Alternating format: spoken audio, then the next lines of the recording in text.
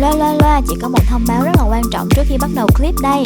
Đó là vào cuối tuần chị có tham gia một sự kiện tên là Slum Kindergarten chung với lại các slummer khác tại số 2A Phạm Ngũ Lão, quận Nhất, thành phố Hồ Chí Minh. Nếu bạn nào có thời gian hãy đến chơi và ủng hộ các slummer chung với chị nha.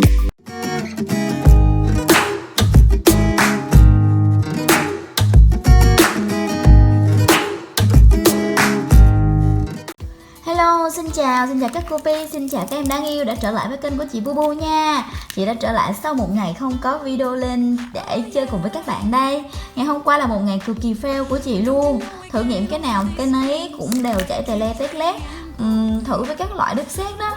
Cuối cùng là chị lang thang ở nhà sách để mua các cái loại hồ này nè, về làm thử xem là slime trong làm với loại keo nào thì sẽ đẹp nhất, đặc nhất.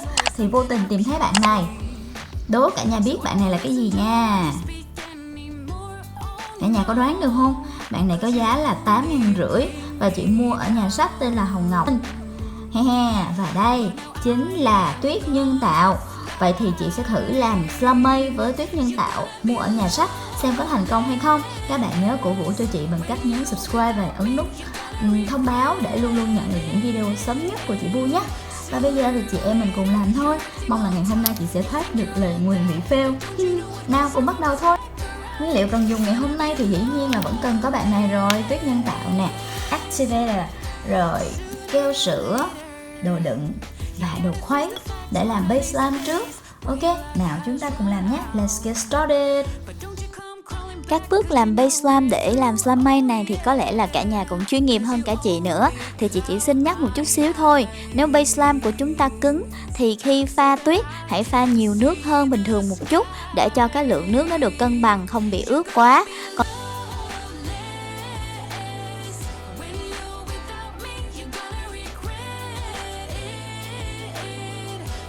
Đối với công thức ở trên màn hình thì chị đang thử nghiệm với một loại base slime khá là mềm, dẻo.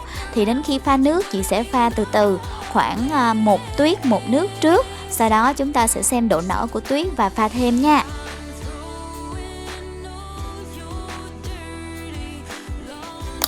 Và đây là thành phẩm của chúng ta. Một bạn slime, lần này thì chị sẽ dùng một bạn slime khá là dẻo. Ok, bây giờ chị em mình sẽ pha tuyết nhé. Đầu tiên chị sẽ cho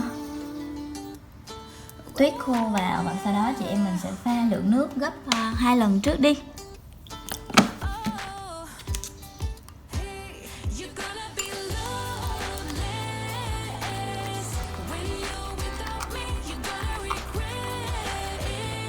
Cái này lạ quá cả nhà ơi. Nó giống như là có hồ bên trong luôn nè.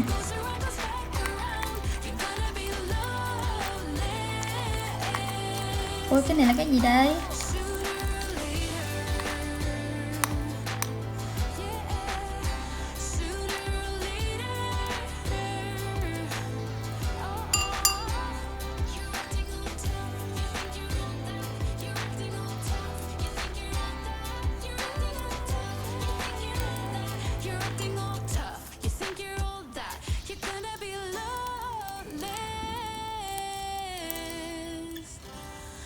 Sao cái này giống như là bột PVA vậy cả nhà? Không có giống như là tuyết nhân tạo vậy ta?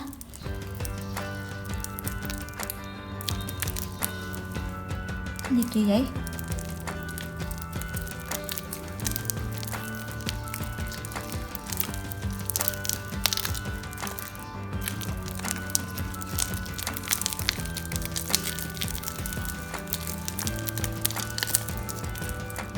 Trời, không lẽ bị trôn rồi trời. Cái này đâu phải là tuyết nhân tạo mà nó dính lắm, nó kiểu nó dính vô tay quá trời luôn nè.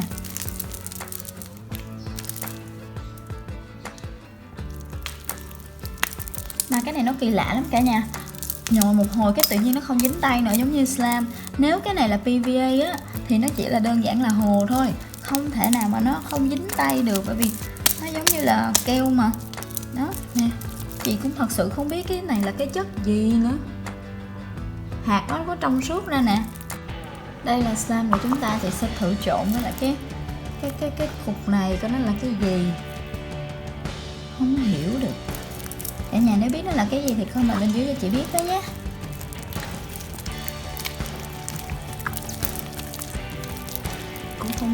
cái gì nữa rồi cả nhà ơi. Thôi thì chị đành xin lỗi cả nhà. Trời ơi, lần thứ N mà cũng fail nữa. Trời, là nguyên fail nữa đeo đuổi chị dài quá ta. Giờ thì nó vừa chảy mà nó vừa dính mà nó vừa tạo màng luôn nè cả nhà. Đó, không biết cái đó là cái chất gì nữa ta. Rõ ràng chị có hỏi kỹ rồi á, đó là cái gì thì bảo là cái đó là tuyết nhân tạo. Tuyết nhân tạo nhưng mà tạo màng giống như màng nhện nè. Kỳ lạ quá.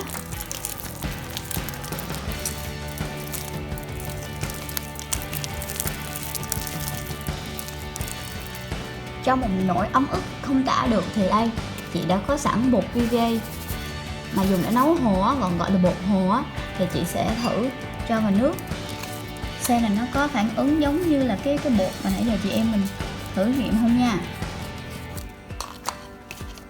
Nếu mà là bột hồ thì chắc là cái cô bán cho chị cổ đã nhầm lẫn rồi. Đây.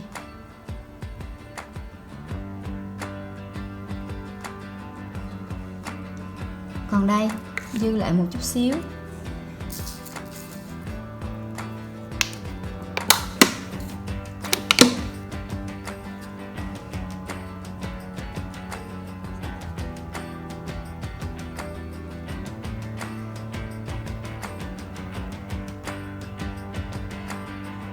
Rồi xong chị cũng không biết cái bột này là cái bột gì nữa. Bởi vì bột PVA thì nó sẽ động lại giống vậy nè. Đó, rồi nó cứng. Nó cũng trong suốt. Nhưng mà nó không có kết dính với nhau giống như thế kia. Còn cái này nè, nó nhớt nè cả nhà. Trộn một hồi thì lại thành slime mới ghê chứ. Đó, kỳ lạ quá ha.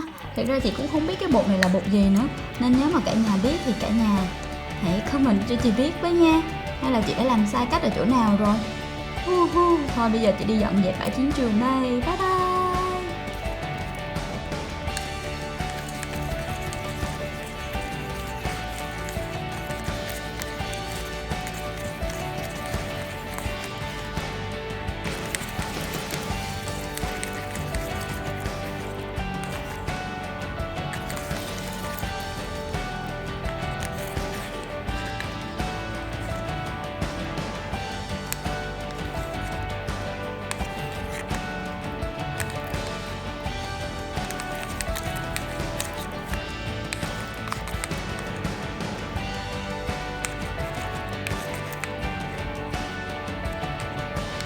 Khuấy một hồi cái thành slime luôn này cả nhà.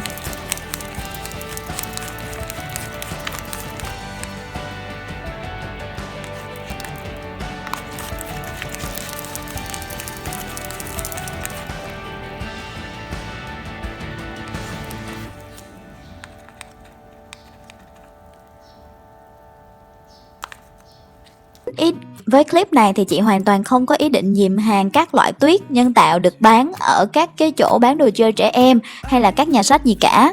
Đây là một cái trải nghiệm hoàn toàn riêng của chị, đó là mua một cái loại bột mà được người ta bán giới thiệu là tuyết nhân tạo. Thì chị mong là cả nhà sẽ không bao giờ mua phải cái loại này để làm slime fail như chị, hoặc là do chị làm sai cách hay như thế nào thì cả nhà hãy góp ý ở bên dưới nhé.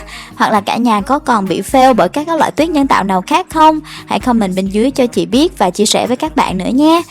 Chị mong là các bạn sẽ luôn luôn mua đúng cái loại tuyết mà mình cần. Tốt nhất thì hãy mua ở những chỗ mà bán hàng nguyên liệu slime uy tín, ở trên Shopee, Lazada, Tiki hoặc ở trên Instagram mà các bạn tin tưởng nhé. Chị chúc cho các bạn lúc nào cũng thành công với slime của mình. Còn bây giờ thì bye bye và hẹn gặp lại nha.